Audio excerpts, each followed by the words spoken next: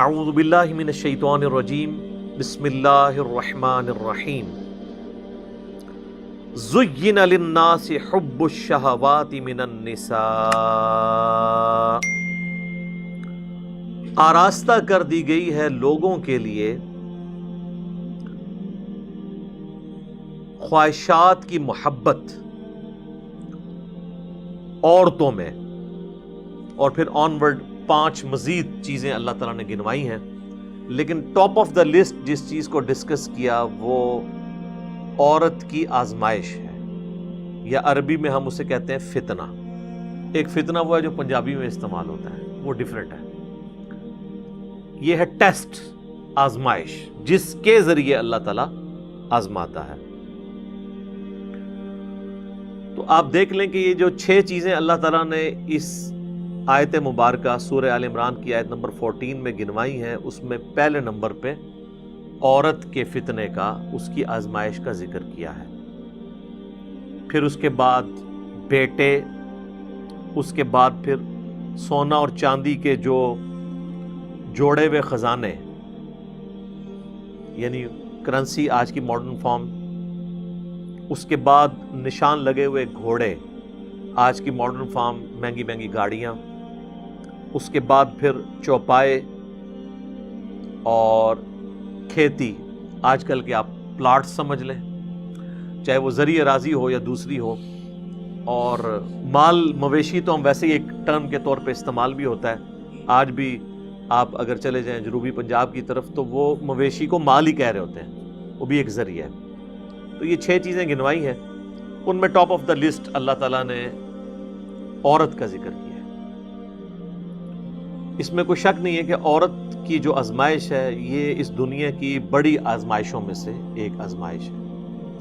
صحیح مسلم میں حدیث ہے کہ اللہ کے محبوب صلی اللہ علیہ وآلہ وسلم نے فرمایا کہ اللہ تعالیٰ نے جنت کو ناگوار چیزوں سے ڈھانپ رکھا ہے،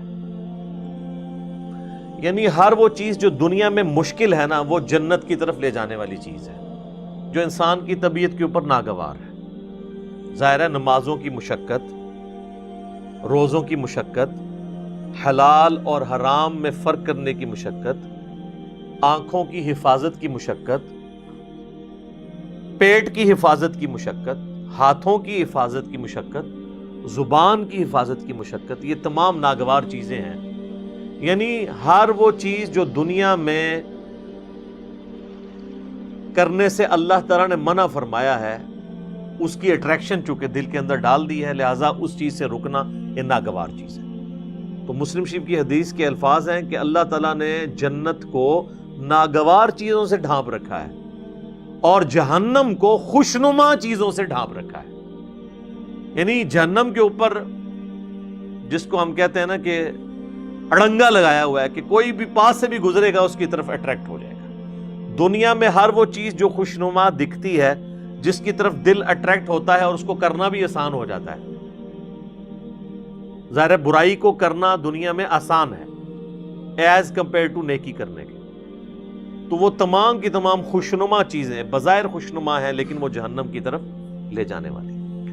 اسی کی ایکسپلینیشن اس حدیث میں ہے جو سنن ابی داؤد، جامعہ ترمذی، سنن نسائی، ابن ماجہ میں موجود ہے کہ جب اللہ تعالیٰ نے جنت کو پیدا فرمایا تو حضرت جبرائیل علیہ السلام سے کہا کہ جائیں اور جنت دیکھ کر آئیں۔ تو جب واپس آئے تو اللہ نے پوچھا کیسا پایا، تو انہوں نے کہا یا اللہ کمال جگہ تو نے بنائی ہے، مجھے ہی نہیں لگتا کہ کوئی شخص تن من دھن نہ لگا دے اس جنت میں پہنچنے کے لیے، یہ تو ساری جنت میں پہنچ جائیں گے، جگہ ہی ایسی ہے۔ اللہ تعالیٰ نے پھر جنت کو ناگوار چیزوں سے ڈھانپ دیا اور پھر کہا کہ اب جا کے جنت کو دیکھو۔ جنت کو جب جبرائیل علیہ السلام نے دیکھا تو انہوں نے کہا یا اللہ مجھے نہیں لگتا کہ اب کوئی شخص جنت میں جانے میں کامیاب ہوگا، کیونکہ تو نے اس میں ہرڈلز ہی اتنی ڈال دی ہیں کہ جنت تک پہنچنے کے لیے وہ تمام آبسٹیکلز عبور کرنی پڑیں گی۔ پھر اللہ نے کہا جا کے ذرا جہنم کو وزٹ کرو۔ واپس آئے، کہا یا اللہ توبہ توبہ، یہ تو بڑی سختی کی جگہ ہے، کوئی شخص بھی کوئی ایسا عمل کرنے کی کوشش نہیں کرے گا کہ وہ اس تک پہنچ جائے۔ پھر اللہ تعالیٰ نے جہنم کو خوشنما چیزوں سے ڈھانپ دیا اور پھر فرمایا کہ جاؤ اب جا کے جہنم وزٹ کرو۔ وہ جب وزٹ کر کے آئے تو انہوں نے کہا یا اللہ مجھے نہیں لگتا کہ کوئی بندہ جہنم میں جانے سے بچ سکے گا، کیونکہ اٹریکشن ہی اتنی رکھی ہے تو نے، جہنم کے اندر نہیں جہنم کے باہر، جس کو پنجابی سے کہنا ہے کڑگا لگیا ہوا ہے شکار کرنے کے لیے۔ اسی آزمائش کے اوپر تو پھر جنت ہے۔ تو وہ جو خوشنما چیزیں جنہوں نے جہنم کو ڈھانپ رکھا ہے، ان میں سے پہلی چیز عورت کا فتنہ ہے۔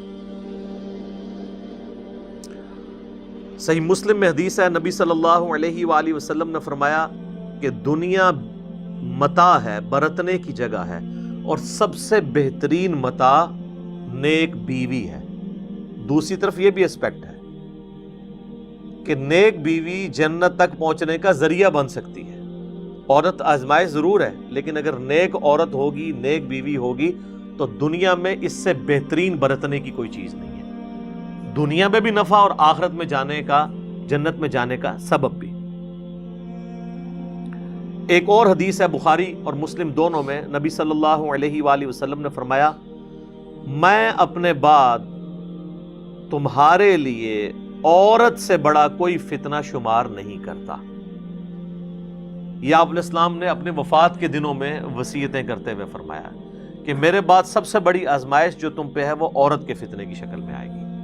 اب عورت کا فتنہ ایک تو سیکس کے پوائنٹ آف ویو سے بھی ہو سکتا ہے، اور ایک اس پوائنٹ آف ویو سے کہ کوئی شخص اپنی بیوی کی محبت کے اندر جو جائز ہے ایکسٹریم رویہ اڈاپٹ کرے کہ اللہ کی حدوں کو توڑ دے، یا بیویوں کے ساتھ حسن سلوک نہ کرے اور ان کے جو جائز حقوق ہیں ان کو نہ دے، اور اس کے سبب اللہ تعالیٰ کے وہ عذاب کا مستحق ہو جائے۔ دونوں صورتوں میں عورت آزمائش ہے۔ ایک اور حدیث ہے بخاری اور مسلم میں، تیسری حدیث، یہ آلموسٹ 12 احادیث ہیں جو میں اس میں کور کروں گا۔ تیسری حدیث بخاری اور مسلم دونوں میں موجود ہے، دو تو میں چونکہ تمہیدن بیان کر چکا ہوں، یہ 10 احادیث ہیں کنسیکٹیو، کہ نبی صلی اللہ علیہ وآلہ وسلم نے فرمایا کہ عورتوں کے پاس جانے سے بچو، یعنی ان عورتوں سے مراد غیر محرم عورتیں۔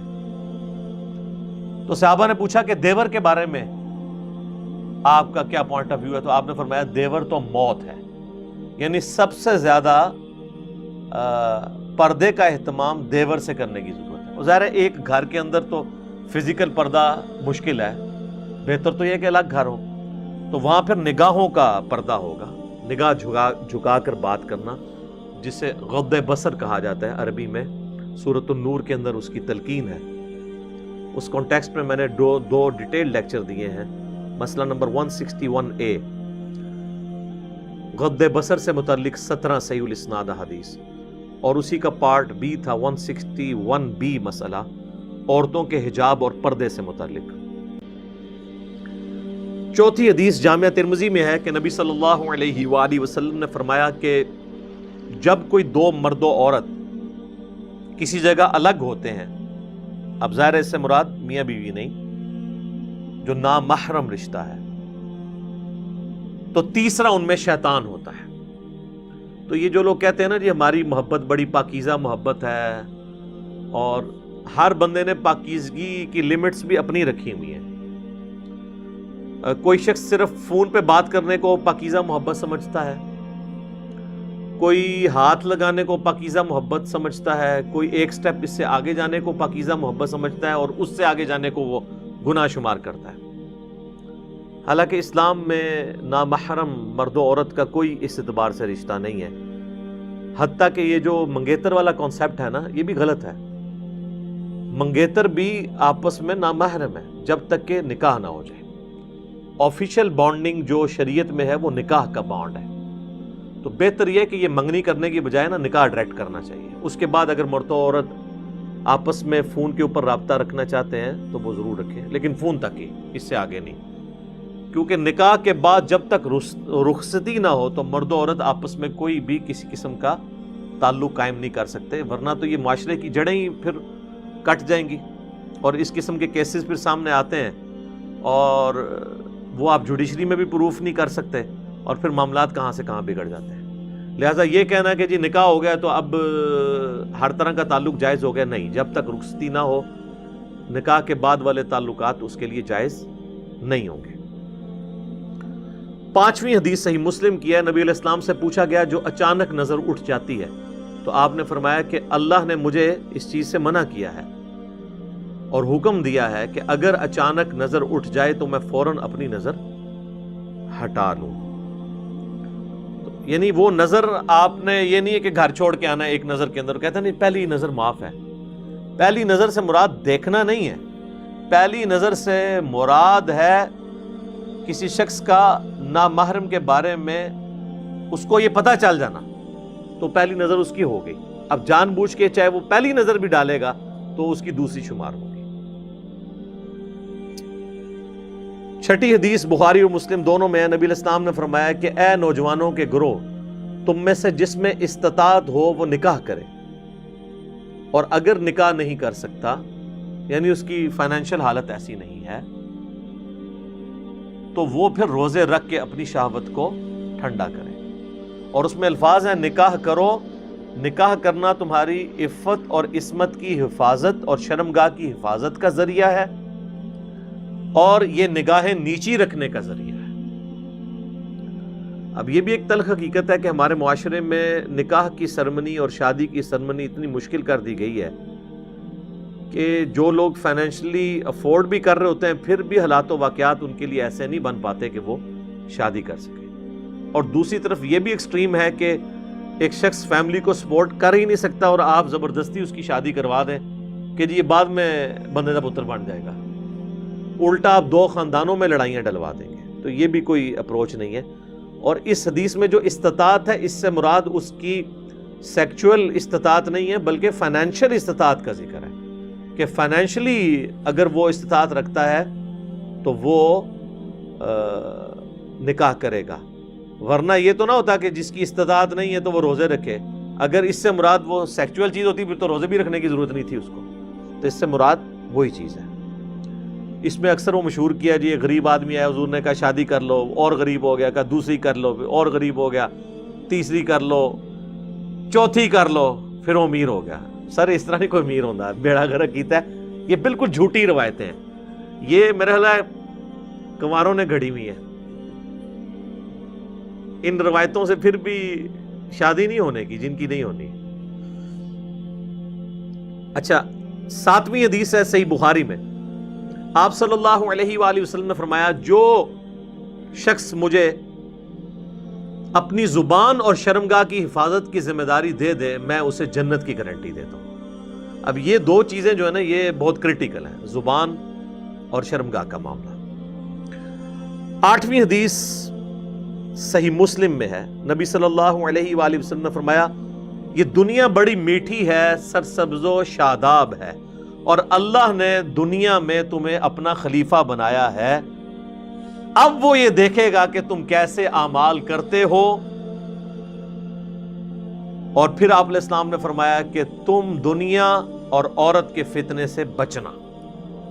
2 چیزیں فرمائی، دنیا کی محبت، اس کی دولت کی محبت، اور عورت کی۔ یہ کیسی کنکلوڈنگ گفتگو ہے کہ اللہ نے تمہاری آزمائش ان 2 چیزوں میں رکھ دی ہے، عورت اور مال۔ باقی آپ جتنے بھی دیکھیں گے وہ اسی کی کرالریز ہوں گی۔ اچھی گاڑی مال کی کرالری ہے، زیادہ پلاٹس مال کی کرالری ہے۔ تو دنیا کی محبت، اس کے مال کی محبت اور عورت سے بچنا۔ اللہم انی اعوذ بک من فتنۃ النساء، اللہم انی اعوذ بک من فتنۃ الدنیا وعذاب الآخرہ، آمین ثم آمین۔ 9ویں حدیث جامعہ ترمذی میں ہے، نبی علیہ السلام نے فرمایا تم نے کوئی بھی 2 محبت کرنے والے میاں بیوی سے بڑھ کر نہیں دیکھے ہوں گے۔ یعنی یہ حقیقت بات ہے، دنیا میں جو اللہ نے محبت میاں بیوی کے درمیان رکھی ہے نا، اس طرح کی ایکسٹریم محبت اور کلوزنس کسی بھی اور رشتے کے اندر نہیں ہے۔ اسلام میں خاندان کی اکائی ہی میاں بیوی ہے۔ ویسے انڈیا پاکستان میں تو ماں باپ کو ذرا اوپر کا درجہ دیا جاتا ہے، وہ جس لیول پہ درجہ ہے وہ اپنی جگہ ہے، لیکن جو بیسک یونٹ ہے نا خاندان کا، وہ میاں بیوی کا رشتہ ہے. اسی لیے تو مسلم شریف میں آتا ہے نا کہ شیطان کا تخت پانیوں پہ لگا ہوا ہے. جو آج کل کے ماڈرن سکالرز کا موقف ہے، ہو سکتا ہے یہ برمودا ٹرائنگل پہ ہی شیطان کا تخت لگا ہو، اور وہ شام کے وقت اپنے سارے چیلوں سے رپورٹ لیتا ہے.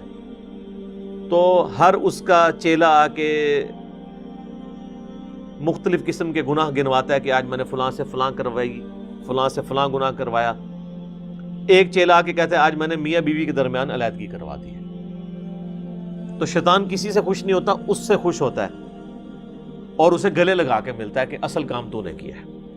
کیونکہ میاں بیوی کے درمیان جدائی ہو گئی تو اولاد تو ویسے ہی گئی، معاشرے کے لیے ناسور بن گئی اولاد بھی، اور بعض اوقات ایسی عورتیں یا ایسے مرد بھی ناسور معاشرے کے لیے بن جاتے ہیں اگر دوبارہ ان کا پیچ اپ نہ کہیں پہ ہو سکے. تو تم نے کوئی بھی محبت کرنے والے میاں بیوی سے بڑھ کے نہیں دیکھے ہوں گے. 10ویں حدیث صحیح مسلم میں ہے، نبی صلی اللہ علیہ وآلہ وسلم نے فرمایا سبحان اللہ کہنا بھی صدقہ ہے، الحمدللہ کہنا بھی صدقہ ہے. یہ صدقہ پنجابی والا نہیں، عربی میں صدقہ کہتے ہیں نیکی کے کام کو. اللہ اکبر کہنا بھی صدقہ ہے، لا الہ الا اللہ کہنا بھی صدقہ ہے، اور راستے سے تکلیف دہ چیز کو دور کر دینا بھی صدقہ ہے. امر بالمعروف و نہی عن المنکر، لوگوں کو نیکی کا حکم دینا اور برائی سے روکنا، یہ بھی صدقہ ہے. حتیٰ کہ تمہارا اپنی بیویوں کے ساتھ ازدواجی تعلق قائم کرنا بھی صدقہ ہے. باقی ساری باتیں تو صحابہ کو سمجھ آ گئی. آخری بات پہ انہوں نے کاؤنٹر کوسچن کیا، یا رسول اللہ ایک پیور ایک اینیمل انسٹنکٹ والی جو ایکٹیویٹی ہے اس پہ بھی نیکی ہے. تو آپ نے فرمایا اگر تم یہی ضرورت کسی ایسی عورت سے پوری کرو جو تمہارے لیے حلال نہیں ہے تو کیا تمہیں گناہ ملے گا؟ صحابہ نے کہا یا رسول اللہ ملے گا. تو فرمایا کہ پھر تمہیں اپنی بیویوں کے ساتھ ازدواجی تعلق قائم کرنے پر ثواب بھی ملے گا. یہ ہے نیکی کا کانسیپٹ اسلام کے اندر. تو یہ میں نے 12 احادیث کور کی ہیں آلموسٹ. اس میں نے کراس ریفرنس میں مزید بھی کر دی، 2 تمہیدن اور 10 جو ہے وہ عورتوں کے فتنے کے پوائنٹ آف ویو سے. ابھی بھی کئی باتیں ہیں جو بیان ہو سکتی ہیں، لیکن یہ قرآن کلاس اس کی متحمل نہیں کہ میں اسے ڈیٹیل سے بیان کروں. مسئلہ نمبر 161A، نگاہوں کی حفاظت سے متعلق 17 صحیح الاسناد احادیث اور قرآن حکیم کی آیات سورۃ النور کی، اور اسی کا پارٹ B تھا 161B مسئلہ، وہ عورتوں کے حجاب سے متعلق. اور ایک اور میرا لیکچر ہے مسئلہ نمبر 51، رزق حرام کی مذمت، دنیا پرستی کا انجام اور اس کا علاج. اس میں میں نے 11 آیات قرآن حکیم سے کراس ریفرنس کے طور پر دنیا کی مال کی محبت کے حوالے سے ڈسکس کی ہیں، اور 17 صحیح الاسناد احادیث بھی اس میں ڈسکس کی ہیں. آج اس ڈیٹیل میں جانے کی ضرورت نہیں ہے. بہرحال چونکہ یہ ایک کریٹیکل ٹاپک تھا اور پوری دنیا میں مانا جاتا ہے. فرائیڈ بھی یہی کہتا ہے کہ دنیا میں سب سے امپورٹنٹ جذبہ جو ہے وہ سیکس کا ہے، باقی ساری چیزیں بعد میں آتی ہیں. اور دیکھیں کسی حد تک قرآن نے اس کی بات سپورٹ کی ہے، یا آپ کہہ لیں کہ اس نے قرآن کی بات کو سپورٹ کیا ہے، ظاہر ہے وہ تو بعد میں آیا ہے.